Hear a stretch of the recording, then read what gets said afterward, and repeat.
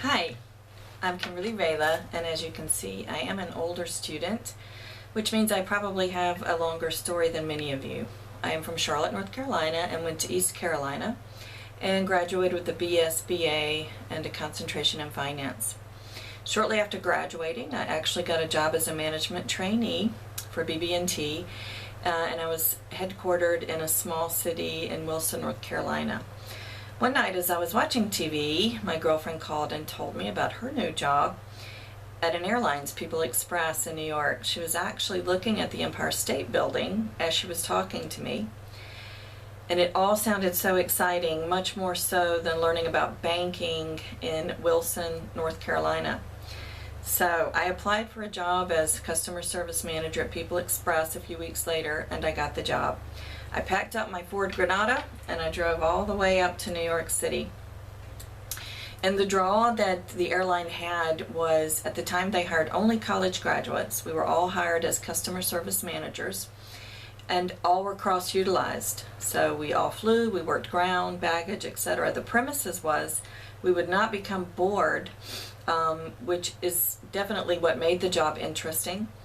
But People Express got into heavy debt, and in 1987 Continental bought People Express, and most of us left the airlines.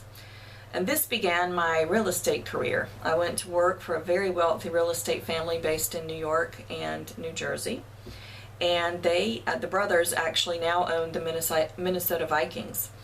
I worked for them for 3 years in New York and New Jersey, and in '89 they asked if I would like to live and work in Southern California for them. They also had developments there. So I said yes, and once again I packed up my car, this time a Saab, and drove cross country to Southern California and worked for them many years in several developments, and actually got to meet some celebrities and famous people. As interesting as all that was, it was very cutthroat, very much so, and very sadly, there is not much of God out there in LA real estate. This all brings me to where I am now, my move to Europe, to Germany. I had decided to take a sort of sabbatical in 1999.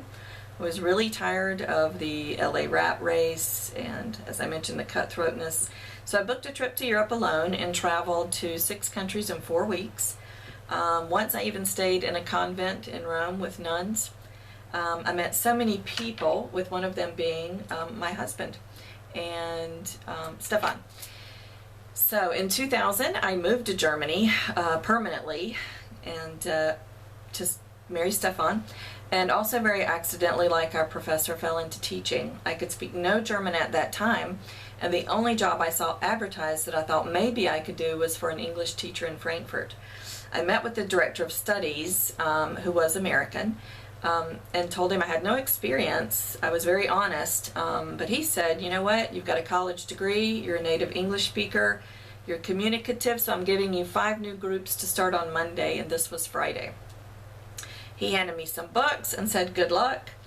I was so nervous I almost backed out on Monday morning, but I didn't, and after the first 5 minutes I knew I would love the job. I have since taught at over 45 companies and now over 1,500 students in the Frankfurt area. This all led me to my current job, teaching at a small German university. My title is Dozentin, which means associate professor, and I teach college kids. They're a very tough crowd, but it is yet another new chapter and challenge in my life. So this is my story in a quick nutshell, and my personal value proposition, what makes me me, is I am very curious, super inquisitive, a risk taker, and extremely interested in our world and cultures. In German they have a saying about a person who does not fit into a drawer when somebody is unique. And Stefan says, I am a person who does not fit in any drawer.